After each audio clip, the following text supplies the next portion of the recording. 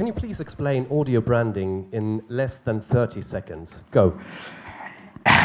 It's the values that audio, what arrives in your ears, makes you feel, and those values being aligned to how you make people, the listeners, what they want to feel. So the values are the same as the brand, absolutely.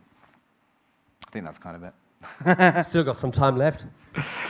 Yeah, and I mean, we talked about this before, and I think it's not just sonic logos, it's everything. It has to be everything that comes into people's ears, and that's voice, that's the music. I mean, that's like how people talk to people on the phone. It could be at presentations, it could be within ads, but that's only one part of your brand. You've got to think of it the same way the visual logo is only one part of your visual brand. It's the same with sound. Now, how to start? Small business, large business, first steps to audio branding. Yeah, it's interesting because, I mean, I used to work at Bauer, which is a big global media business, and then went to a startup and had no budget and nothing to do. But we wanted to do all of the principles we talk about in terms of branding and sound branding to apply them. And so that live read that I just did is part of our animation, which is on our website. The music is a lovely library track. I've paid a global license for use online. It cost me £250 for the year. But I had all of the stems, because I don't just want the full track, which is about 3.5 minutes long. I want to do cut downs. I want to do little shorter versions. I want to use it in the presentation. It was in the start bit that I started talking about. And so it doesn't have to cost the earth. You just need to know how you're doing and things. And I'm lucky that I'm used to voiceovering, so I can voice over stuff. But again, if you look online now, you can get things voiced very easily and cheaply. It doesn't have to cost a fortune. Which brings us to my next point. When going to clients and agencies, we often stumble upon different beliefs, different opinions about audio, music in particular, because it's obviously so personal to us. We all have an opinion on what's good music and what's bad music. And seems like we also have an opinion on audio branding, whether it's good or bad. And being expensive is definitely one of the opinions we stumble upon. But it doesn't have to be. I mean, I talked about library music being very cheap. Classical music's out of copyright. You can use that.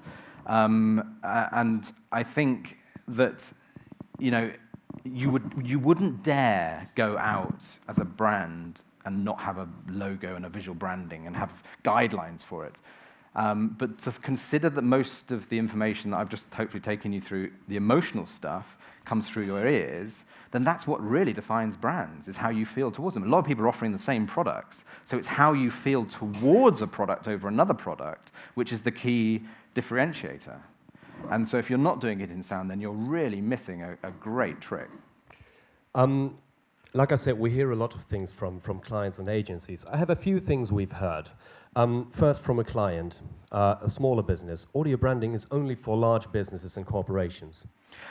No, absolutely not. Like I say, it's like saying logos are only relevant to big businesses. No. And the analogy I always have is local advertisers. And in the UK, you come across certain brands that are famous in their little city.